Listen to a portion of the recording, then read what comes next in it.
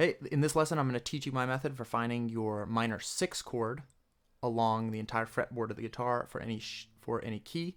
And this will be based on my last lesson, which is linked in the description, which taught you how to find your 1, 4, 5 chords along the entire fretboard of the guitar using those 3 shapes that we taught in that course.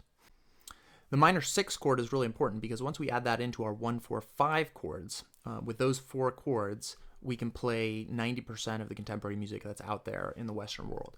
So you can do pop, country, whatever it is. You'll notice, right, our minor 6 chord, if you're playing in the key of G, right, our minor 6 chord is going to be that E minor chord. If we're in the key of C, our minor 6 chord is going to be that A minor chord, and so on. So if you're a beginner guitarist, look for those minor 6 chords in whatever tabs you're using, and going on whatever websites and pulling your chords from, and you'll notice with all the country, pop music, Americana, like you got your 1, 4, 5, and then your minor 6 chord.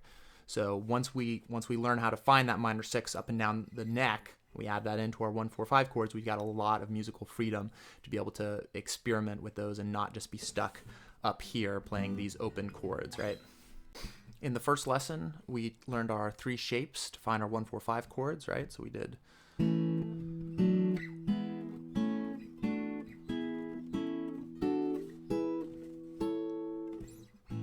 our 1, 4, 5 chords up and down the neck of the guitar. To get our minor 6 chord, that is going to be dependent on knowing where our 1 chord is, right? And we're going to take each of our shapes. If it's the 1 chord, then we're going to find our minor 6 chord based off of that. So with our first shape that we learned, if that's our 1 chord, our minor 6 chord is here. It's going to be 2 frets down using your 3rd finger and your 4th finger on the A string and the D string, right? And the diagram's up on the screen. So that's going to be our minor 6 chord if this is our 1 chord. If our 1 chord is this shape, which we learned, our minor 6 chord is going to be, you're going to move your pinky, your 4th finger onto the 3rd fret, or whatever the relative, wherever you are on the neck of the guitar. In this case, the 3rd fret of the B string, and then your first finger is going to be on that 1st fret of the E string, and then obviously you can change that as you go up and down the neck, right? So if this is our 1 chord, this is our 6 minor chord. All right, and then for our last shape, which was here, if this is our 1 chord, our minor 6 chord is going to be really easy. It's going to be just putting your pinky, your 4th finger down on the same fret as your 3rd finger is there, right? And you'll recognize that if you know chords, that's like an A minor shape chord, right? And if you usually play the A minor here, it's using that shape right there. So we're going to find it based off of that. Once you've spent some time and you've mastered those transitions from the 1 chord to the 6 chord based on what shape is your 1 chord, right? Once you've mastered that, then we're going to go into this exercise where we're going to do similar to what we did in the first video, where we did 1, 4, 5. We're going to do a shape progression up and down, a chord progression up and down the neck of the guitar, right? And the chord progression is going to be starting on your 1 chord.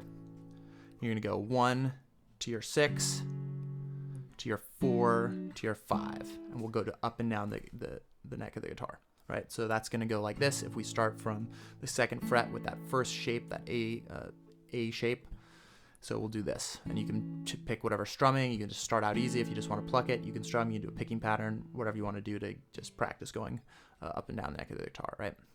So we'll start from our 1 chord, go to our 6 chord, go to our 4 chord, go to our 5 chord, go to our next 1 chord, go to our 6 chord, go to our 4 chord,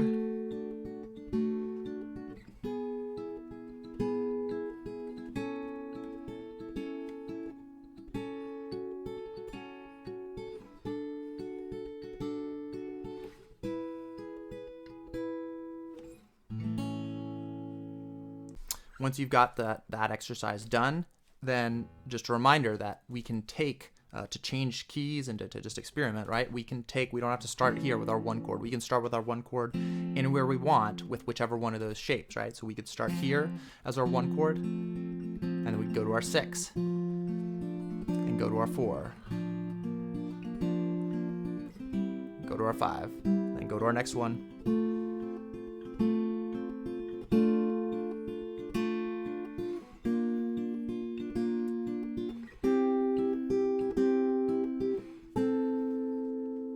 And you can do that anywhere you want on the guitar neck, choosing any one of those 3 shapes as your starters. there you have it. Once you've learned that, you now have the ability to find that minor 6 chord in any key in multiple places along the neck of the guitar. And you just experiment with that, play around with it, use those different chord shapes as you're learning your songs and going through different tabs, and just have fun with it. Good luck.